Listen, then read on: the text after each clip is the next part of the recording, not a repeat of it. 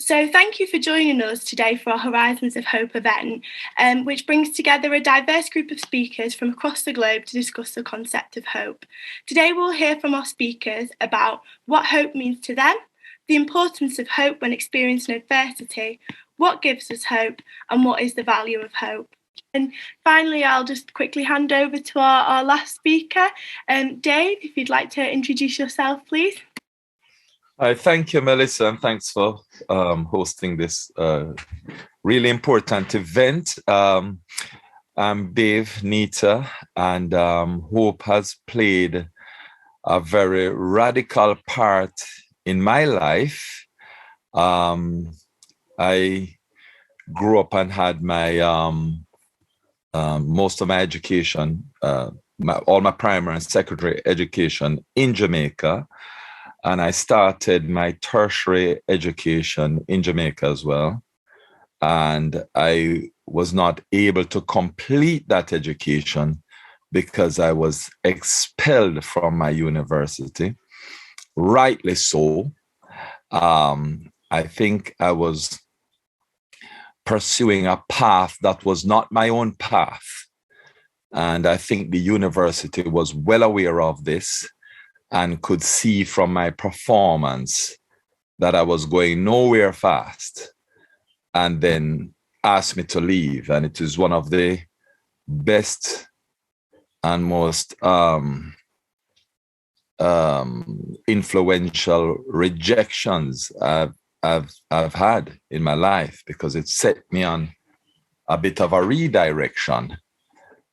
But at the time, it didn't feel like that. It felt hopeless to me. I felt like I had failed and that I was not achieving all the things I needed to achieve to be a significant person and to have confidence in my own self and everything. And I think I have to confess I was lost for a while, because I think I had never really developed my own passion for my own purpose. And I could never at that time or prior to that imagine that I would be as fulfilled as I am today, as blessed as I am today.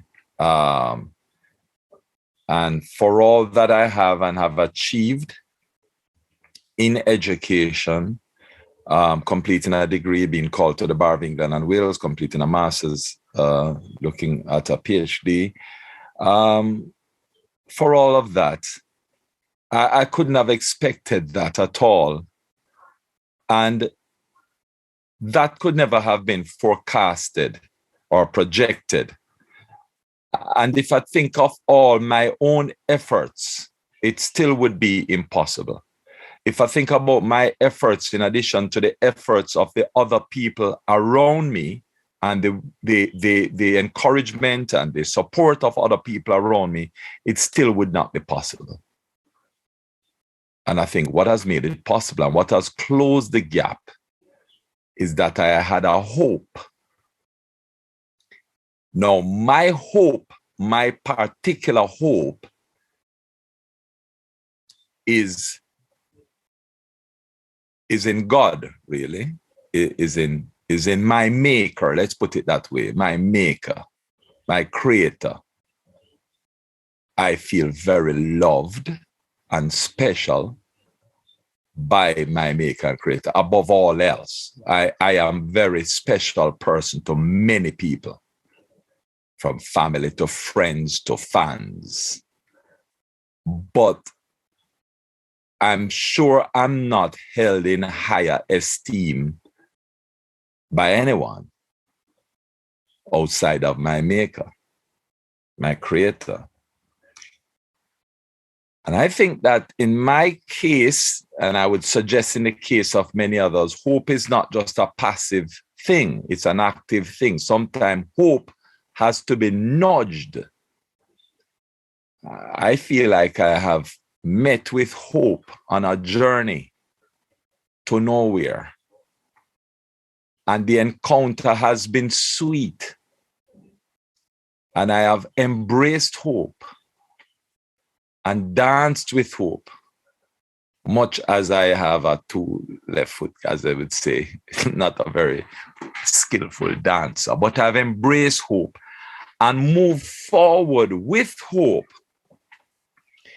And I know that my ambitions are absolutely unrealistic given my own capacity, strength, and ability.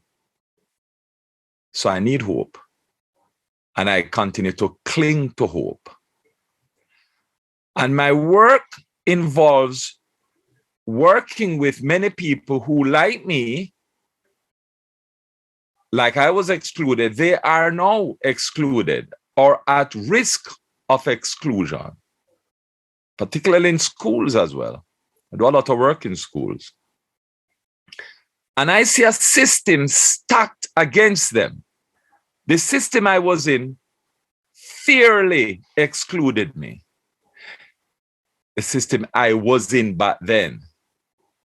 The system therein unfairly excludes them. A lot of the exclusion is based on racism, on the color of their skin and the texture of their accent of their voices. There's this exclusion. And that the physical manifestation of the students that I seek to work with, being of a different culture, a culture of the global majority, exposes them to resentment, hatred, racism, all sorts. And I think because of the power of the system and the corrosive power of racism, the projection doesn't look good. The forecast doesn't look good. Any calculation would say that it's that the end will be devastating, but for hope. And of all the experts I know who have worked in the field of trying to reach young people who are at risk of exclusion and at risk of the power of institutional racism, no one has been able to crack it. No organization, no group has been able to solve the problem. And I think if we think long and hard enough, we'll recognize that even with joint forces, we're unable to do it. So I think to breach the deficit in our efforts, rightfully so, we need to have efforts. We need to have thinking, planning, organization. We need to address it in so many different levels. But we also need hope. Because there is absolutely no hope for the sustainability of evil, wickedness, wretchedness, racism, hatred. There's no hope for that. The hope is on our side. And because the hope is on our side, I would like us to employ it pretty much like you would employ a weapon. We don't even think of hope as a weapon.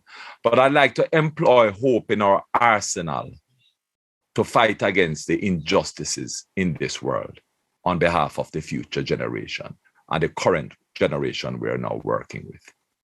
Thank you. No, thank you so much,